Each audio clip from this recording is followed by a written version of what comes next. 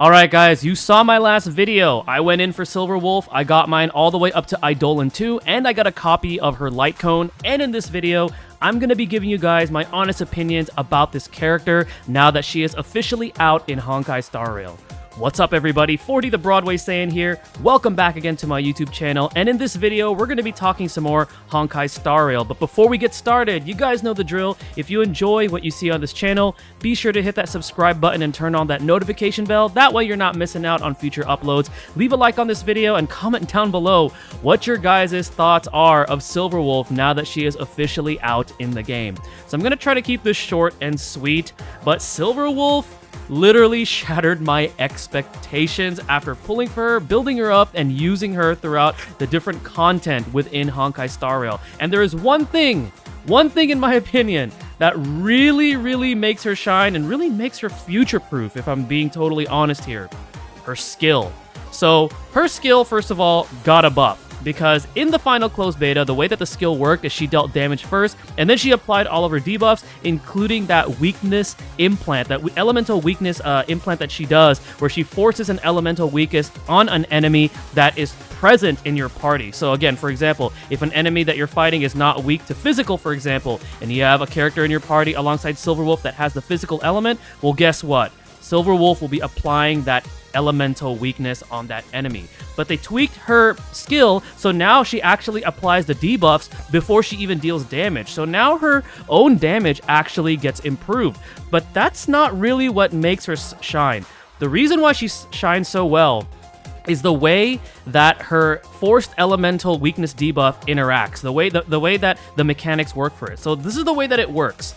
If an enemy you're facing has an element that it is not weak to that is present in your party, Silver Wolf will always prioritize whatever element it is not weak to. What this effectively means is you can manipulate your party composition so that if you need an enemy, for example, to be weak to Quantum, let's say you're running your Silver Wolf alongside Zila. Zila is your Quantum main damage dealer. And let's say you're fighting a boss that is not weak to Quantum. And then let's say the other two characters in your party are of an element that the boss is already weak to. Well, guess what? When you press that skill with Silver Wolf will always prioritize the element that is in your party that the boss is not weak to. So as long as you structure your party in a certain manner, you can always manipulate the elemental weakness that is going to be applied based on the way that your party is set up. So I'm going to give you guys an example. Let's say I want to run a mono fire team. Let's say I have Himiko as my main damage dealer, and I want to be able to implant a fire element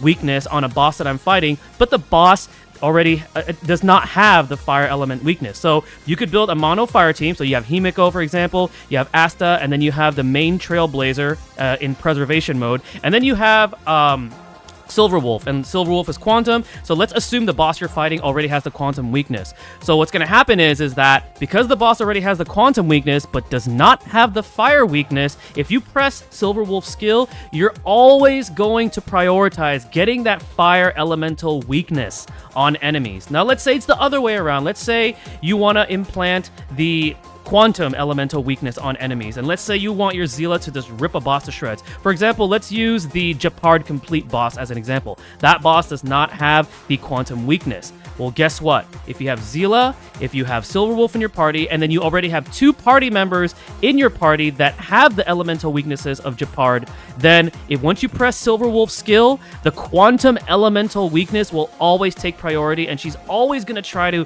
put that weakness on the enemy boss, which is, for example, is Japard. So you could see just how powerful this is, because it effectively allows your main DPS, as long as you structure your party properly, to be able to hit as hard as possible. You can also go through their break bar and get them to break, delaying their turn, getting all that additional damage out, all while also taking advantage of the other numerous debuffs that Silver Wolf applies. This is also the reason why she can be so future-proof, because for later characters that come out, especially damage-dealing characters, and you want to use them, but then let's say you're up against a boss fight where they don't have that enemy weakness, if you have Silver Wolf, if you structure your party properly, you'll get that elemental weakness. And this right now is so unique and just so powerful. And unless they do something to where enemies start resisting like elemental weakness being placed on them, I don't see Silver Wolf getting power crept anytime soon. She's just so good and so future-proof, and you know, if you guys are still on the fence on wondering if you want to pull for her, I now, and I know this might be a hot take, I personally recommend you at least try to pull for her,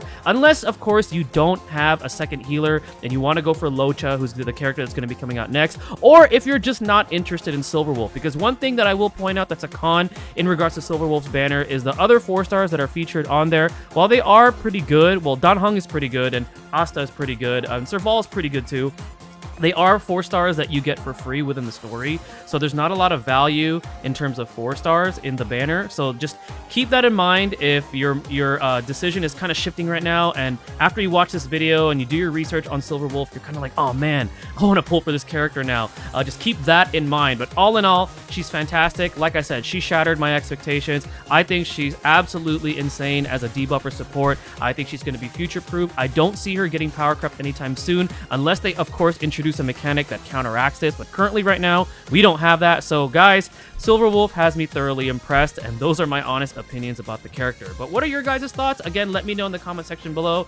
I'd love to hear your guys' opinions about Silverwolf and how you guys are using it currently right now in Honkai Star Rail. Thank you guys again for watching. Stay tuned for the next video and stay blessed, everybody.